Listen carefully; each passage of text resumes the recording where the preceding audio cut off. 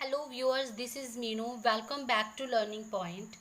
आज का हमारा लेक्चर है क्लास 9th का फर्स्ट चैप्टर, जिसका नेम है democracy in the contemporary world. जैसा कि मैंने आपको फर्स्ट पार्ट में बताया था, कॉन्टेम्प्रेरी का मीनिंग है मॉडर्न वर्ल्ड में डेमोक्रेसी का क्या रोल है, वो हम कुछ कंट्रीज़ की स्टोरीज़ के माध्यम से पढ़ रहे हैं। फर्स्ट पार्ट में हमने क्या किया था? फर्स्ट पार्ट में हमने चाइल्ड और पोलैंड जैसी दो कंट्रीज़ के बारे में जाना था। वहाँ पर लोगों ने डेमोक्रेसी के लिए कैसे स्ट्रगल किया था, ये सब पढ़ा था। आज हम पढ़ेंगे कि एक्सपेंशन ऑफ डेमोक्रेसी में कौन कौन से फेजेस आए थे, कौन कौन से स्टेप्स आए थे, स्टेप्स वाइज कैसे डेमोक्रेसी आई थी, उसके बारे में आज सब पढ़ोगे आप। और इसके बाद आप पढ़ोगे कुछ ऑर्गेनाइजेशंस, इंटरनेशनल ऑर्गेनाइजेशंस जो डेमोक्रेसी को कायम रखने में वर्ल्ड की हेल्प करती हैं। ओके, तो शुरू करते हैं आज का लेक्चर।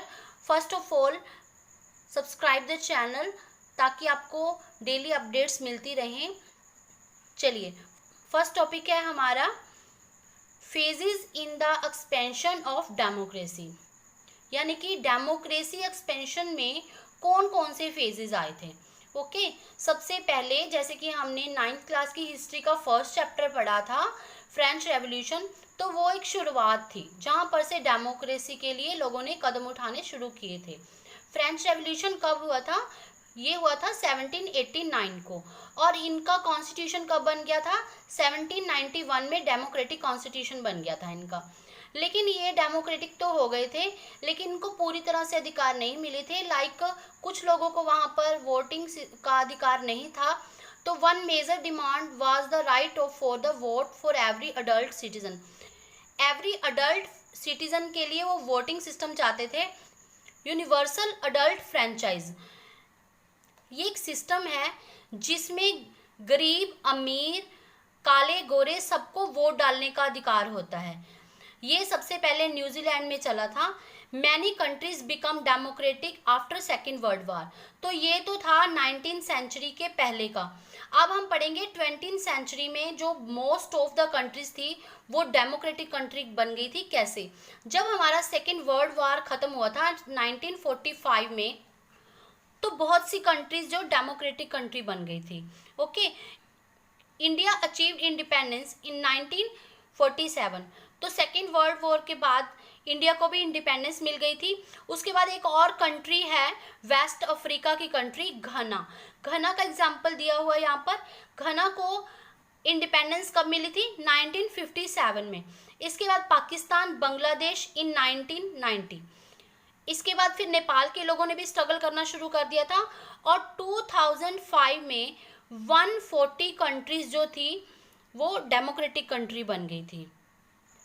चलिए बढ़ते हैं नेक्स्ट टॉपिक के साथ, जिसका नाम है डेमोक्रेसी एट ग्लोबल लेवल।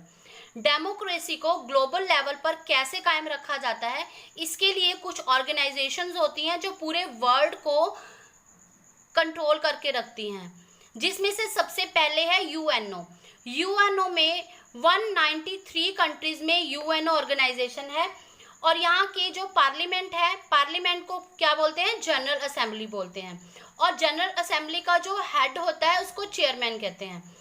इसमें 15 कंट्रीज जो है मेंबर हैं। 15 में से 5 परमानेंट मेंबर्स हैं। 5 परमानेंट मेंबर्स में से है, फर्स्ट है USA, Britain, China, France, Russia. इन 5 कंट्रीज के पास वीटो पावर होती है। वीटो पावर क्या होती है कि किसी भी डिसीजन को ये मना भी कर सकते हैं। अगर यूएनओ ने कोई डिसीजन लिया है तो ये मना भी कर सकते हैं। अगर ये कुछ चाहते हैं तो ये भी अपना प्रस्ताव आगे रख सकते हैं। इसको वीटो पावर बोलते हैं। ओके, बाकी जो 10 नॉन परमानेंट मेंबर्स हैं वो इलेक्ट किए जाते हैं जनरल असेंबली द्वारा 2 ईयर्स के लिए। फाइन। नेक्स्ट यहाँ पर है UNO is a global association of nations of the world for maintaining peace and security among countries. तो यूएनओ को क्या काम होता है? पूरे विश्व भर में शांति बनाए रखना और सिक्योरिटी देना। नेक्स्ट है आईएमएफ, इंटरनेशनल मॉनेटरी फंड। इसका क्या काम होता है? इस ऑर्गेनाइजेशन का काम होता है कंट्रीज को लोन देना। ओके, इसकी 188 मेंबर कंट्रीज हैं और 52% of voting power in 10 countries. Okay, लेकिन देखो इसमें क्या है, इसके मेंबर्स जो हैं, कंट्री मेंबर्स हैं वो 188 हैं, लेकिन सबके पास पावर नहीं है, क्योंकि इसमें जो लोन वगैरह देना होता है, देशों को पैसा देना होता है, उसमें भी वोटिंग सिस्टम होता है कंट्रीज का, हर एक कंट्री का एक वोट होता है। तो यहाँ पर 52% से भी ज़्यादा पावर सिर्फ 10 कंट्रीज के पास ही है। उनके नेम है USA, Japan, Germany, France, UK, China, Italy, Saudi Arabia, Canada, Russia, और ये 10 कंट्रीज हैं जिनके पास वोटिंग पावर है, क्योंकि ये वो कंट्रीज हैं जो आईएमएफ में सबसे ज़्यादा फंड देती। सबसे ज़्यादा पावर यहाँ पर यूएसए के पास है, क्योंकि वो सबसे ज़्यादा फंड इनको देता है, और जो इनका हेड है आईएमएफ का, वो भी हर बार कौन होता है, यूएसए का ही एक सिटीजन होता है। तो जैसे मैंने आपको पहले बताया कि यूएसए के पास सबसे ज़्यादा पावर थी, तो यूएसए क्या करता था, डोमिनेट करने की कोशिश करता था दूसरी कंट्रीज़ को, जैसा कि इराक के साथ भी हुआ। अब हम इराक के बारे में पढ़ेंगे। इराक ब्रिटिश से तो 1932 में इंडिपेंडेंस हो गया था, लेकिन 1968 में सद्दाम हुसैन ने उस पर अटैक कर दिया था मिलिट्री कूप के साथ, और वहाँ का प्रेसिडेंट बन गया था 1979 में। इसके बाद यूएसए और ब्रिटेन ने मिलकर इराक पर इल्ज़ाम लगाया कि इनके पास क्या है, न्यूक्लियर बॉम्ब है, न्यूक्लियर वेपन्स हैं। लेकिन यूएनओ ने वहाँ पर जाकर इंक्वायरी की, लेकिन उनको कुछ नहीं मिला वहाँ पर। लेकिन फिर भी यूएसए और उसके एलाइज, जो उसकी फ्रेंड कंट्रीज थी, उन्होंने मिलकर इराक पर हमला कर दिया और उस पर कब्जा कर लिया। उन्होंने सद्दाम की पावर को बिल्कुल ख़त्म कर दिया 2003 में, और पूरी तरह से इराक को ऑक्युपाइड कर लिया।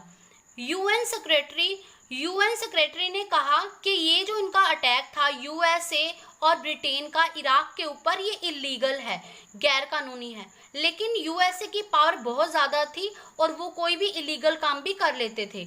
इस तरह से उन्होंने इराक को अपने कब्जे में ले लिया। सो स्टूडेंट्स, यहाँ पर हमारा फर्स्ट चैप्टर खत्म होता है। यहाँ आपको पता चल गया होगा डिफरेंट कंट्रीज़ का, कि डिफरेंट कंट्रीज़ में जब लोगों को अपने हक के लिए बोलने का और उनको वोटिंग सिस्टम का राइट नहीं होता, तब उन्हें कितनी मुश्किलें आती हैं, कितने उन पर अटैक होते हैं। तो यहाँ डेमोक्रेसी के बारे में ही मेन बताया हुआ है। अगर आपको वीडियो अच्छी लगी तो कमेंट बॉक्स में कमेंट करके मुझे ज़रूर बताएं। मिलते हैं नेक्स्ट वीडियो में, तब तक के लिए गुड बाय।